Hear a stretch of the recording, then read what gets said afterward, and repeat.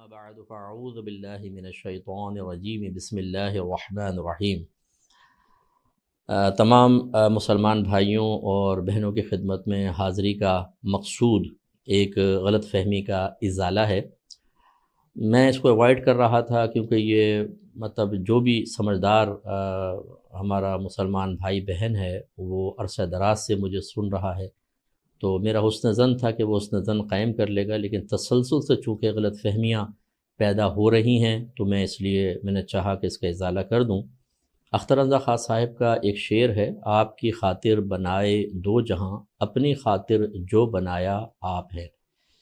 اس کے اوپر یہ میرے جمعے کے بیان کے بعد ہمارا ایک سیشن ہوتا ہے، کویسچن آنسر سیشن مختصر سا، اس میں نے ایک جواب دیا تھا جس پر اعتراض پیدا ہوا۔ پہلے تو آپ تھوڑی سی ایک بات سمجھ لیجئے، یہ آپ میرے جو ساتھ کیو ٹی وی پہ نعت خوان وغیرہ بیٹھتے ہیں ان سے بھی آپ پوچھئے گا کہ میں جو عام قسم کے شعراء ہوتے ہیں جن کے شعر اکثر خلاف شرع ہوتے ہیں میں ان کو منع کرتا ہوں، اور کوشش یہ ہوتی ہے کہ ہمارے جید اور اچھے علماء خصوصاً آقا نعمت امام اہل سنت امام احمد رضا خان علیہ رحمۃ الرحمہ، اسی طرح مولانا حسن رضا خان صاحب ہیں، اختر رضا خان صاحب ہیں اور دیگر، ان کے اشعار پڑھے جائیں، اور یہ آپ معلوم کر سکتے ہیں۔ تو ایک تو یہ تناظر کہ اس قسم کے اشعار کہ اگر ہمیں کوئی شک ہو کہ یہ کسی غیر عالم کا شعر ہے تو میں اس کو اکثر روک دیتا ہوں اگر اس میں کوئی چیز ایسی ہوتی ہے تو۔ دوسرا، ہمارا مسجد کا ذرا ماحول آپ سمجھیے، ہمارے پاس اطراف میں تمام آفیسز ہیں، پڑھے لکھے لوگ آتے ہیں، اور میں اس طرح کی مختلف چیزوں پہ کلام کرتا ہوں، لوگ اپنے کویسچن ہمیں بھیجتے ہیں جس میں بہت سے اعتراضات بھی ہوتے ہیں، اختلافی مسائل بھی ذکر کیے جاتے ہیں اور ہم اس کے جواب دیتے ہیں۔ تو اب اسی تناظر میں یہ شعر میرے پاس پیش کیا گیا۔ پہلے میں بتا دوں کہ اللہ کا بڑا کرم ہے کہ نہ میں جھوٹ بولتا ہوں اور نہ مجھے کسی کا خوف ہے۔ حضرت ابن عباس رضی اللہ تعالی عنہ کی روایت میں نے زمانہ طالب علمی سے یہاں بٹھا کے رکھی ہوئی ہے کہ نبی کریم صلی اللہ علیہ وسلم نے ارشاد فرمایا کہ اے ابن عباس، اگر ساری دنیا تجھے نفع پہنچانے پر جمع ہو جائے اتنا ہی نفع پہنچا سکتی ہے جتنا اللہ نے تیری قسمت میں لکھا، اور اگر یہ سارے تجھے نقصان پہنچانے پر مجتمع ہو جائیں تو اتنا ہی نقصان پہنچا سکتے ہیں جتنا اللہ نے تیری قسمت میں لکھا ہے۔ لہذا نہ مجھے کسی کا خوف ہے، نہ مجھے جھوٹ بولنے کی ضرورت ہے۔ ہزارہ شعر ایسے ہوتے ہیں کہ جو معلوم نہیں ہوتے کس کے ہیں، تو واللہ میں آپ کو عرض کرتا ہوں کہ یہ شعر مجھے نہیں پتا تھا کہ یہ اختر رضا خان صاحب کا شعر ہے۔ یہ شعر آیا اور ہماری مسجد میں جیسا ماحول تھا کہ معلل بالاغراض میں عقائد کے بارے میں بیانات کر رہا تھا، تو اسی کے تناظر میں پھر میں نے اس کا جواب دیا، جو جواب میری نظر میں بالکل پرفیکٹ تھا کہ بظاہر اس سے ایسا لگ رہا ہے کہ اللہ تبارک و تعالیٰ کے فعل کے لیے پہلے غرض تھی، اس کی وضاحت کر دی کہ وہ اللہ کے افعال معلل بالاغراض نہیں ہوتے، حکمت کے ساتھ ہوتے ہیں، لیکن جب وہ ظہور پذیر ہوتے ہیں تو ہزارہ ان کے ساتھ غرضیں وابستہ ہوتی ہیں۔ پھر میں نے ایک جملہ یہ کہا کہ اس شعر کو پبلک میں نہ پڑھا جائے، چونکہ مجھے اس کے شاعر کا علم نہیں تھا۔ اگر مجھے یہ پتہ ہوتا کہ یہ اختر رضا خان صاحب کا شعر ہے تو میرا جواب یوں ہوتا کہ اس کو آپ بالکل پبلک میں پڑھیں، کہ ہمارے اکابرین کے اشعار نہیں پڑھے جائیں گے تو کس کے پڑھے جائیں گے، لیکن وضاحت کے ساتھ تھوڑا سا پڑھ دیں کہ اگر ہو سکتا ہے کہ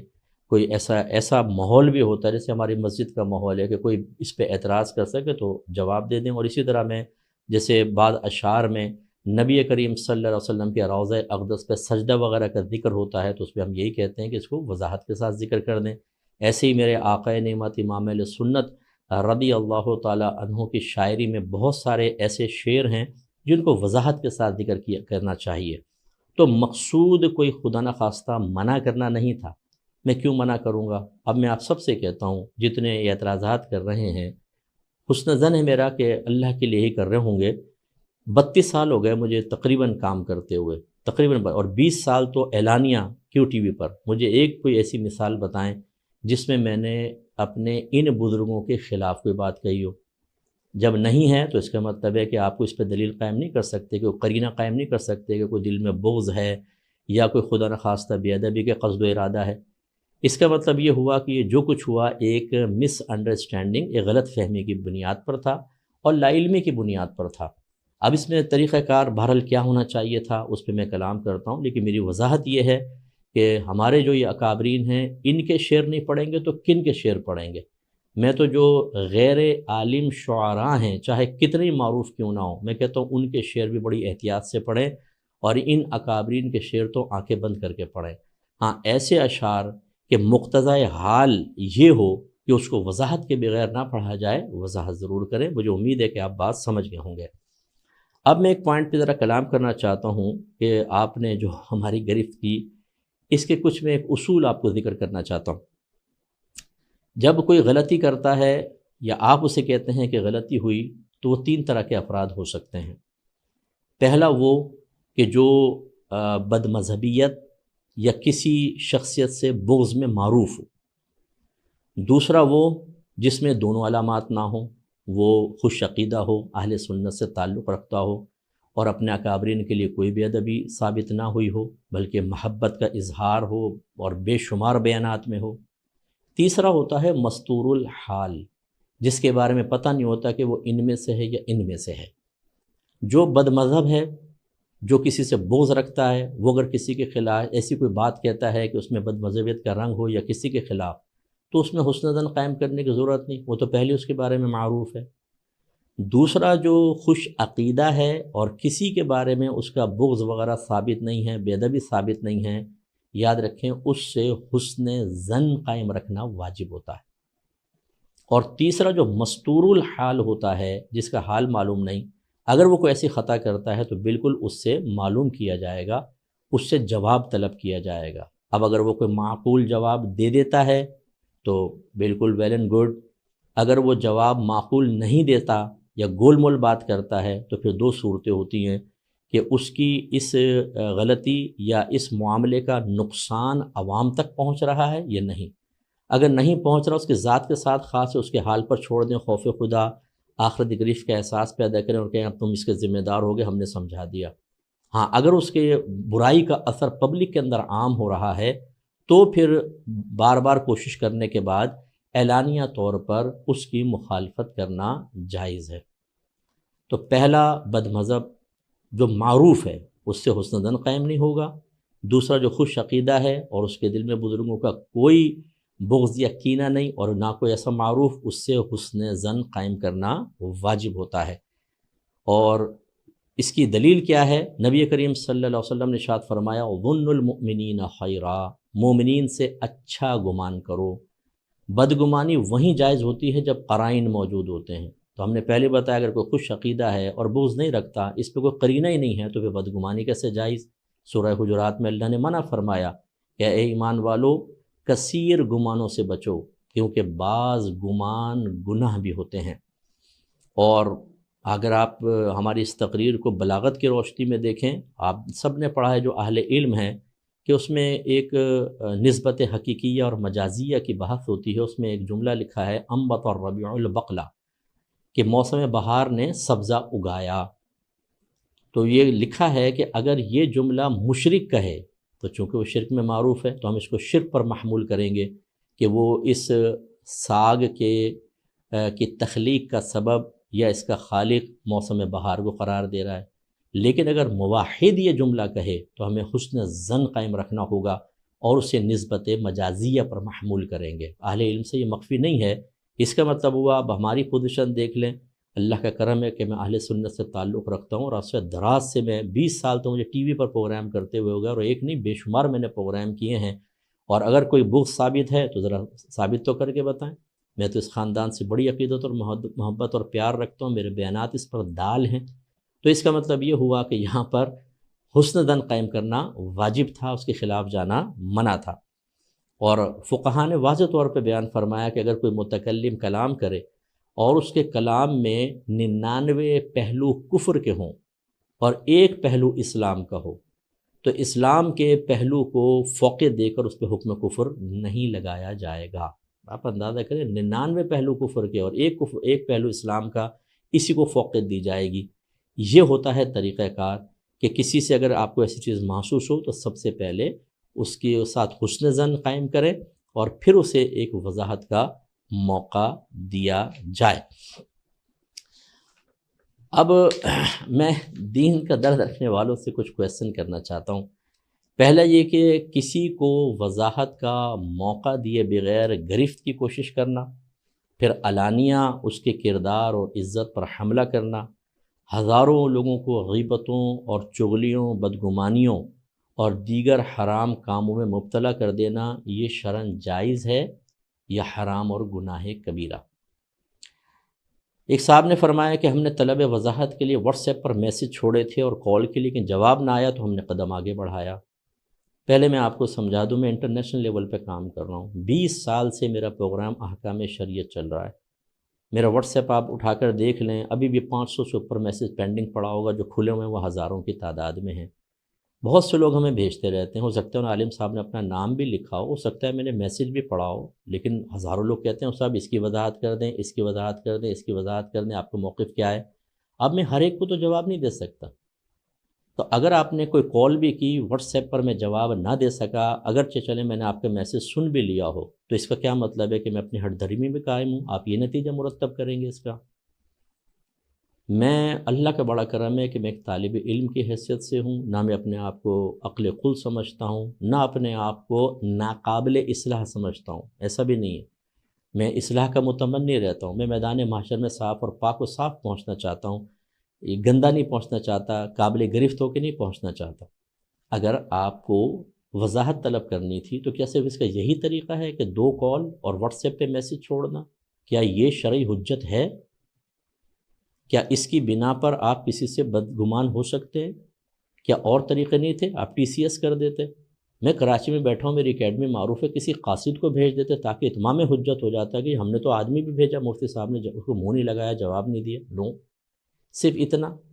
تو ایک شخص جو اتنا معروف ہو، اگر میرے پاس ڈیلی 200 میسج آتا ہے، فرض کر لیں اس سے بھی زیادہ آتے ہیں، اور ایک ایک میسج کے اندر 4 5 سوال ہوتے ہیں، آپ اگر جواب دے کر دیکھیں 10 20 30 40 کا جواب دیں گے، 2 3 گھنٹے نکل جاتے ہیں آرام سے، پتہ نہیں چلتا وقت میں اتنی بے برکتی پیدا ہو گئی ہے۔ اب اگر 200 میسیج ہے، اب میں نے 50 کا بھی جواب دیا، فرض کریں 150 تو اب بھی باقی ہے، پھر وہ جن کو جواب دیا ہوتا ہے وہ دوبارہ سوال کر دیتے ہیں، اگلے دن اور نئے آ جاتے ہیں۔ تو آپ بتائیں کہ ایسے مصروف آدمی جو انٹرنیشنل لیول پہ کام کر رہا ہے، اگر اس کی طرف سے اس طرح کے معاملات ہوتے ہیں کہ بر وقت وہ جواب نہ دے سکے، تو کیا فوراً آپ اس کے ساتھ بدگمانی کریں گے؟ آپ کوئی اور ذریعہ اختیار کر لیتے، لیکن بہرحال ایسا نہیں کیا گیا، اور یہ میرے نزدیک بالکل درست نہیں ہے۔ میرا کویسچن یہی ہے کہ کیا صرف اتنا 2 کالز یا واٹس ایپ پہ میسیج، کیا یہ اتمام حجت کے لیے کافی تھا؟ اب میں آپ سے ذرا سوال کرتا ہوں، اعلیٰ حضرت امام اہل سنت رضی اللہ تعالی عنہ نے جن لوگوں کے خلاف کفر کا فتویٰ جاری کیا، کتنے عرصے میں کیا تھا؟ حالانکہ جب جاری کیا تو اس میں لکھا ہے کہ من شک فی کفرہ فقد کفر، کہ اتنا واضح اس میں کفر تھا ان عبارات کے اندر کہ جو ان کے کفر میں شک کرے وہ بھی کافر۔ اس کے باوجود اعلیٰ حضرت نے میری معلومات کے مطابق تقریباً 30 سال تک انتظار کیا ہے، مسلسل ان کو وضاحت کا موقع دیا کہ ہو سکتا ہے کہ وہ معقول تعویل کر لیں اور میں پھر اس کے اوپر حکم شرع مرتب کروں، لیکن جب اتنا طویل عرصہ گزرا کوئی معقول وضاحت نہیں آئی، اور اس کا نقصان عوام میں بہت تھا کیونکہ حکم کفر اور اسلام کا مسئلہ تھا، تو آپ نے اس پہ حکم کفر جاری کیا۔ میں آپ سے سوال کرتا ہوں، مجھے بتائیں کہ اگر میں نے ایک شعر کو میں وضاحت کر چکا ہوں، اگر خدا نہ خواستہ میں جان بوجھ کر بھی کرتا، فرض کر لیں وہ، اور ایک طرف ایسا کفر جس کے بارے میں اعلیٰ حضرت فرمائیں کہ جو اس کے کفر میں شک کرے وہ بھی کافر ہے، اس میں 30 سال تک اعلیٰ حضرت جیسی شخصیت نے ویٹ کیا، تو آپ اس میں اتنے بے قرار ہو گئے کہ آپ نے فوراً عوام الناس کے اندر یہ عام کر کے اور بدگمانیوں اور غیبت و چغلیوں کے دروازے کھول دیے۔ اس پہ ذرا توجہ کریں، ہونا ہی چاہیے تھا، آپ رجوع کرتے، مجھے وضاحت کا موقع دیتے، اس کے بعد آپ کوئی معاملہ کرنا چاہتے کرتے، لیکن بہرحال اب آخرت میں آپ اس کے ذمہ دار ہیں۔ اب مجھے ذرا یہ بتائیے، میں نے وضاحت کر دی، مجھے نہیں پتہ تھا کہ یہ اختر رضا خان صاحب کا شعر ہے، میں نے اس کو ایک عام شعر کی طرح لے کر اور صرف اس لیے منع کیا میرے مسجد کا ماحول ایسا ہے، چلیں مسجد کے ماحول سے بھی قطع نظر مراد یہی تھی کہ اس قسم کے شعر پڑھے نہ جائیں، عام شعراء کے میرا ذہن میں تھا، اور اگر پڑھا جائے تو وضاحت کے ساتھ پڑھا جائے۔ اب میں آپ سے ایک کویسچن کرتا ہوں کہ میں نے تو وضاحت کر دی، اب بتائیے کہ مجھ پر توبہ واجب ہے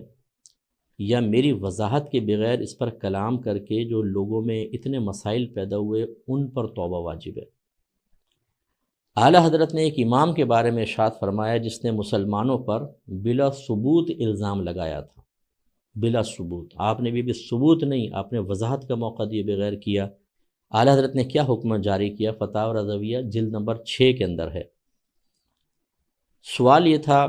سوال تھا کہ اس نے اعلانیہ طور پر کچھ مسلمانوں پر بیان کرتے ہوئے تہمت لگائی امام صاحب نے۔ اعلیٰ حضرت نے فرمایا پھر بھی اس قدر میں شک نہیں کہ اس نے وہاں کے عام مسلمان مردوں بیویوں کی حرمت پر دھبا لگایا اور اسے خاص مجلس وعظ میں کہہ کر مسلمانوں کو ناحق بدنام کرنے اور ان میں اشاعت فاحشہ کا بوجھ اپنی گردن پر اٹھایا اور بکثرت مسلمانوں کو بلا وجہ شرعی ایذا دی۔ رسول اللہ صلی اللہ علیہ وسلم ارشاد فرماتے ہیں کہ من آذا مسلمن فقد آذانی ومن آذانی فقد آذ اللہ، جس نے کسی مسلمان کو ناحق اذیت دی اس نے مجھے اذیت پہنچائی، اور جس نے مجھے اذیت پہنچائی گویا کہ اس نے اللہ تبارک و تعالیٰ کو اذیت پہنچائی۔ الطبرانی المعجم الاوسط حدیث نمبر 3607۔ پھر اعلیٰ حضرت لکھتے ہیں کہ اللہ تعالیٰ ارشاد فرماتا ہے ان الذین یحبون، بے شک وہ لوگ جو محبوب رکھتے ہیں، ان تشیع الفاحشۃ فی الذین آمنوا، کہ ان لوگوں میں جو ایمان لائے ان میں فحش چیز عام ہو جائے، لہم عذاب علیم فی الدنیا والآخرہ، تو ان کے لیے دنیا اور آخرت میں عذاب ہے۔ اس کا مطلب یہ ہوا کہ مسلمانوں کے اوپر تہمت لگانا، ان کو مجلس وعظ میں ذکر کرنا، یہ اشاعت فاحشہ میں آتا ہے، اور اس کی میں آگے اور آپ کو وضاحت کرتا ہوں۔ جب اس پر اعلیٰ حضرت فرماتے ہیں کہ جب اس پر دونوں جہان میں عذاب شدید کی وعید ہے تو یہ بھی کبیرہ ہوا، اور مرتکب کبیرہ فاسق ہے، اور یہ فسق بالاعلان برسر مجلس وعظ ہوا، یعنی اعلانیہ طور پر، تو اس وجہ سے وہ بھی فاسق معلن ہوا۔ اب آپ فیصلہ کریں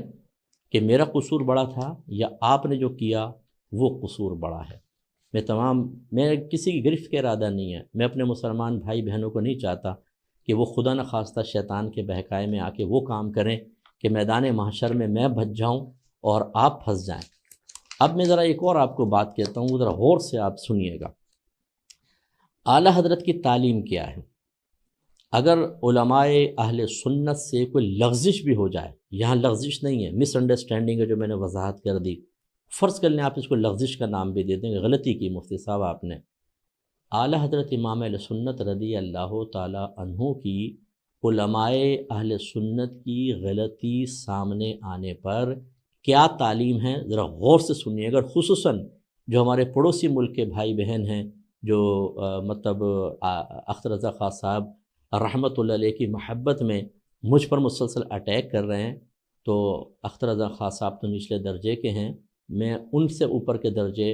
اعلی آقا نعمت امام اہل سنت رضی اللہ تعالی عنہ کی تعلیم آپ کو عرض کر رہا ہوں، ذرا غور سے سنیے گا۔ اور اس تعلیم کا تقاضا یہ ہے کہ آپ اس کو قبول کریں،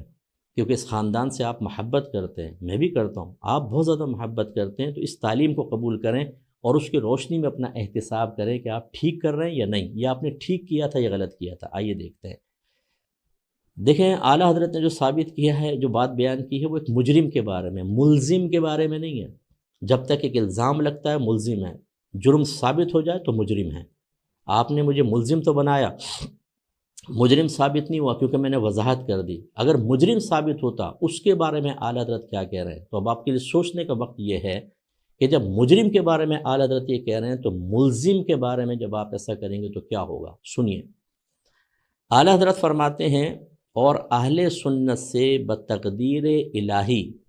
جو ایسی لغزش فاحش واقع ہو، یعنی واضح غلطی، اس کا اخفاء واجب ہے، یعنی اس کو چھپانا واجب ہے،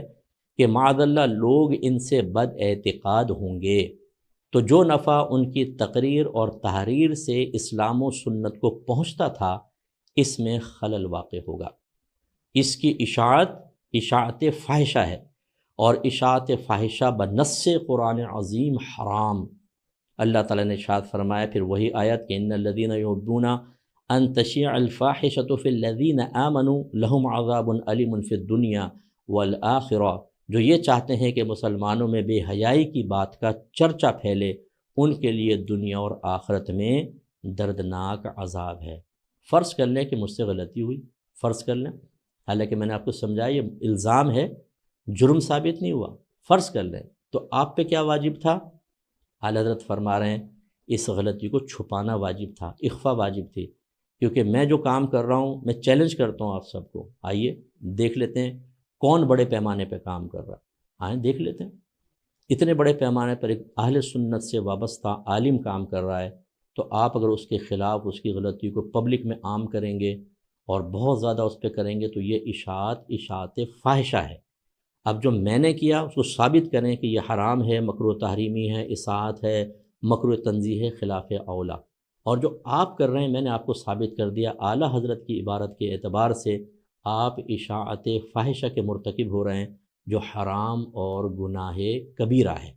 اس لیے توبہ کے دروازے کھولیں، توبہ کر لیں ٹھیک، اور اگر آپ کی انانیت اور آپ کی ایگو اس کی اجازت نہ دے، ہمیں اس سے کوئی پرواہ نہیں، ہمارا کام تھا آپ کو بتانا۔ دوسری بات، اعلیٰ حضرت نے ایک بڑی پیاری بات بیان فرمائی، یہ عوام کے لیے میں گزارش کرتا ہوں ذرا سمجھیے گا کہ یہ علماء میں کیوں ایسا ہوتا ہے،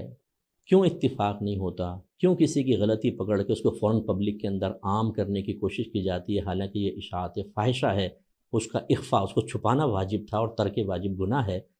اعلیٰ حضرت اس کا بیان فرماتے ہیں، اتفاق علماء کا یہ حال کہ حسد کا بازار گرم، ایک کا نام جھوٹوں بھی مشہور ہوا، یعنی ویسے مشہور ہو گیا تو بھتیرے سچے اس کے مخالف ہو گئے، اس کی توہین تشنیع میں گمراہوں کے ہم زبان بنے کہ ہیں لوگ اسے پوچھتے ہیں اور ہمیں نہیں پوچھتے۔ اب فرمائیں کہ وہ قوم، اعلیٰ حضرت فرماتے ہیں، اب کویسچن کر رہے ہیں، فرمائیں کہ جو قوم اپنے میں کسی ذی فضل کو نہ دیکھ سکے، اپنے ناقصوں کو کامل اور قاصروں کو ذی فضل بننے کی کیا کوشش کرے گی؟ پھر فرماتے ہیں حاشا، ہرگز ایسا نہیں ہے کہ یہ کلیہ نہیں ہے، یعنی 100% تو ایسا نہیں ہے، لیکن للاکثر حکم الکل، اکثر کے لیے کل کا حکم ہے۔ اس لیے جو حضرات میرے خلاف اس معمولی سی بات کے اوپر اتنا زیادہ بھڑک گئے اور اتنا اس کی اشاعت فاحشہ کے مرتکب ہوئے، اپنے آپ سے کویسچن کریں کس جذبے کے تحت تھے۔ اگر میں نے ایک شعر کو منع بھی کیا تھا، میں نے بہت بڑا گناہ کبیرہ کر لیا، میں نے بہت بڑا نقصان کر دیا، ہونا ہی چاہیے تھا کہ آپ مجھ سے کسی بھی طریقے سے رجوع کرتے۔ اگر میں غلط کہہ رہا ہوں، یہ اعلیٰ حضرت کا فتویٰ غلط ہے، آپ اس کا جواب دیں، میں انشاءاللہ آپ کو اور اس کے جواب عرض کروں گا۔ اب میں ذرا آخر میں خصوصاً ان لوگوں سے کہ جو تصویر اور ویڈیو کو ناجائز کہتے ہیں اور چینلز کو دیکھنا حرام کہتے ہیں، ان سے میں ایک سوال کرنا چاہتا ہوں، اور یہ زیادہ تر ہمارے پڑوسی ملک کے بہت سے بھائی بہن بھی ہیں، ان سے میں کویسچن کرنا چاہتا ہوں کہ یہ بتائیے، اختر رضا خان صاحب علیہ الرحمہ، اللہ ان کو ہزار درجات عطا فرمائے، ان کی قبر پر اپنی رحمت نازل فرمائے، انہیں میدان محشر میں بہت بڑا مقام و مرتبہ اور لاکھوں کی شفاعت کا حق عطا فرمائے، انہیں جنت الفردوس میں بہت اعلیٰ مقام عطا فرمائے، ان کے قدموں کی گرد کی برکت سے اللہ تعالیٰ مجھ گناہگار کو، میری نسلوں کو جنت میں داخلہ عطا فرمائے۔ آپ کا تصویر اور ویڈیو کے بارے میں کیا فتویٰ ہے؟ آپ جواب دیں گے کہ ناجائز اور حرام کا فتویٰ ہے، ٹھیک ہے، اس کا مطلب ہے جو ناجائز اور حرام کرے وہ گناہ کبیرہ کا مرتکب ہے، وہ فاسق معلن ہے ان کے فتوے کے مطابق، اور وہ امامت کا حقدار نہیں ہے، وہ بیعت کا حقدار نہیں ہونا چاہیے، یہی ہے۔ اب میں آپ سے پوچھتا ہوں، خصوصاً جو حضرات، آپ نے میرے خلاف تو بولا، اب میں آپ سے گزارش کرتا ہوں، جو اختر رضا خان صاحب کے فتوے کے خلاف جاتے ہوئے کلپس بناتے ہیں، ویڈیوز بناتے ہیں، یہ چینلز پر آتے ہیں، لیکن آپ کی تائید میں بول رہے ہیں، ان کے بارے میں آپ کا کیا خیال ہے کہ جب وہ آپ کی تائید میں نہ بولیں تو ویڈیو حرام، تصویر حرام، چینل پہ آنا حرام اور کوئی مسئلہ نہیں، یہ حرام، اور جب وہ آپ کی تائید میں کلپ ریکارڈ کر کے بھیجیں تو آپ اس کلپ کو ہر جگہ عام کریں، ویڈیو عام کریں، تو بتائیں آپ اعلیٰ اختر رضا خان صاحب علیہ الرحمہ کے فتوے کے خلاف جا کر بے ادبی کے مرتکب ہوئے یا نہیں ہوئے؟ جو حضرات میری گرفت کرنا چاہتے ہیں کہ آپ نے اختر رضا خان صاحب کے شعر کو منع کیا، آپ کی عقیدت کو سلام، بہت اچھا، کیا اس عقیدت کا یہ تقاضا نہیں کہ آپ اختر رضا خان صاحب کے فتوے کو مانیں اور ویڈیو نہ بنائیں، چینل پہ نہ آئیں، آپ ویڈیوز بھی بنا رہے ہیں، آپ چینلز پہ آ رہے ہیں، اختر رضا خان صاحب اس فعل کو حرام کہہ رہے ہیں۔ اب آپ بتائیے کہ میرا شعر کو منع کرنا بڑا جرم تھا، یا آپ کا اختر رضا خان صاحب کی عقیدت کا جھنڈا بلند کر کے خود ان کے فتوے کے خلاف کرنا برا ہے؟ مجھے جواب چاہیے اس کا۔ بتائیے آپ حرام اور گناہ کبیرہ کے مرتکب ہیں کہ نہیں اختر رضا خان صاحب کے فتوے کی روشنی میں؟ ایسے حضرات کی امامت اور خطابت کا کیا حکم ہے؟ اور اگر کوئی اختر رضا خان صاحب کا خلیفہ ہو کر ایسا کرے تو کیا اس کی خلافت اپنے خلافت دینے والے کے فتوے کے خلاف چل کر قائم رہے گی کہ نہیں رہے گی؟ کیونکہ ان کے نظر میں تو یہ حرام اور گناہ کبیرہ ہو رہا ہے۔ کیا جواب دیں گے آپ؟ مجھے امید ہے کہ آپ ان چیزوں کے چند چیزوں کے جواب دیں گے۔ نمبر ایک، کہ ایک عالم اہل سنت جو معروف ہے اور عرصہ دراز سے اعلانیہ طور پہ کام کر رہا ہے، بزرگوں سے بغض ثابت نہیں، اس کے بارے میں بدگمانی کرنا کیسا؟ نمبر دو، اسے وضاحت کا موقع دیے بغیر، اتمام حجت کیے بغیر اس کے بارے میں لوگوں کو بدظن کرنا، غیبتوں، چغلیوں اور گناہوں کا بازار گرم کرنا، اس کی کیا شرعی حیثیت ہے؟ نمبر تین، اگر ایک اہل سنت کے عالم سے فرض کرنے کی غلطی ہو بھی جائے، اسے اس طرح پبلکلی ذکر کر کے لوگوں کو بدظن کرنا، یہ اشاعت فاحشہ میں آتا ہے کہ نہیں آتا؟ اور ایسے لوگ حرام اور گناہ کبیرہ کے مرتکب ہیں یا نہیں ہیں؟ اگلا سوال، کہ میرا نادانستہ طور پر اختر رضا خان صاحب کے شعر کو پبلکلی پڑھنا منع کرنا، کیا یہ حرام اور گناہ کبیرہ تھا؟ یا اور یہ کیا بہت بڑی بے ادبی ہے؟ یا جو اختر رضا خان صاحب کے فتوے کو نہ مانے ویڈیو اور تصویر کے، یہ بڑا بے ادب ہے؟ مجھے امید ہے کہ آپ اس میں ان سوالوں کے جواب ٹو دا پوائنٹ مجھے دینے کی کوشش کریں گے۔ اور آخر میں صرف خوف خدا رکھنے والے حضرات سے ذکر کرتا ہوں۔ ایک تو مسئلہ یہ ہے کہ جس بیچارے کو کوئی کلپ سنتا بھی نہیں ہے، دیکھتا بھی نہیں ہے، وہ میرے نام سے ماشاءاللہ لاکھوں تک وہ چیز پہنچ گئی ہے، تو میں گزارش کرتا ہوں خدا را کو مثبت کام کر کے شہرت حاصل کریں، کوئی مثبت کام کر کے پبلک کو جمع کریں، دوسرے کے نام کی شہرت کی بیساکھیوں پر اوپر آنے کی کوشش نہ کریں، اچھا کام کیجئے، ہم آپ کی حوصلہ افزائی کریں گے اور ہمیں خوشی ہوگی۔ کسی کو خلاف شرع طریقے سے بدنام کر کے اور اشاعت فاحشہ کے حرام کام کر کے اگر آپ ویورشپ حاصل کر بھی لیں گے، یہ آپ کو شہرت راس نہیں آئے گی، باقی آپ کی مرضی ہے۔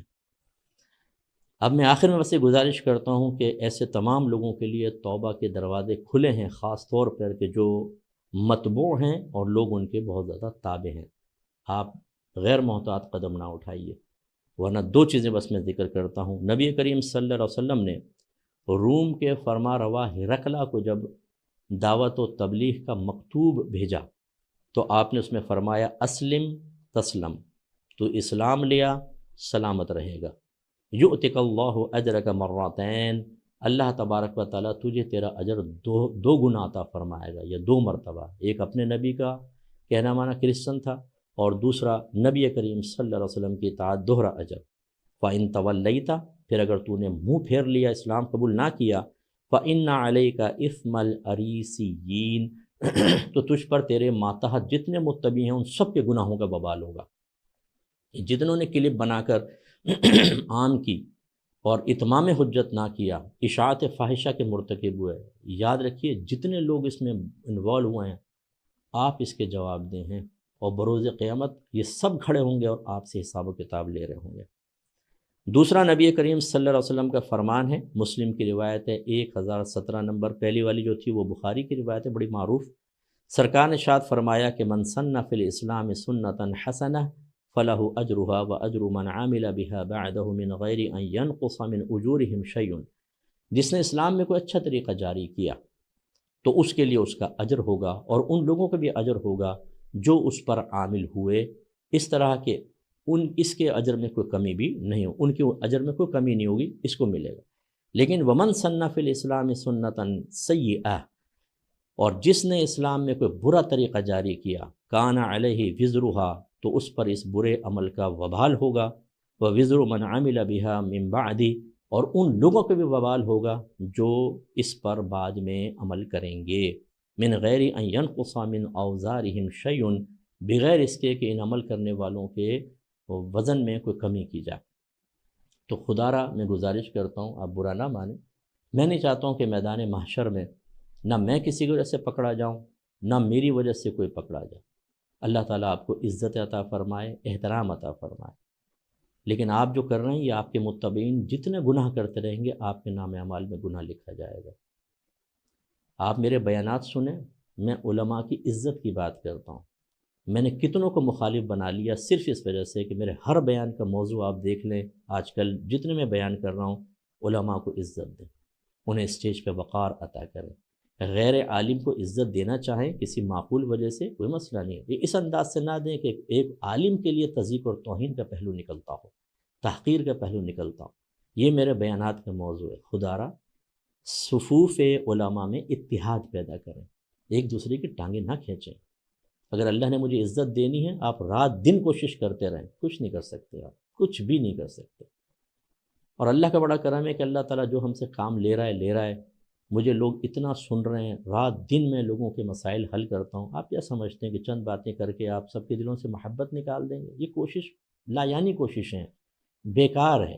صرف اتنا ضرور ہوگا کہ جب کسی معروف شخص کے خلاف ہم کو کلپ نکالتے ہیں تو 1 لاکھ 2 لاکھ 3 لاکھ لوگ دیکھ لیتے ہیں،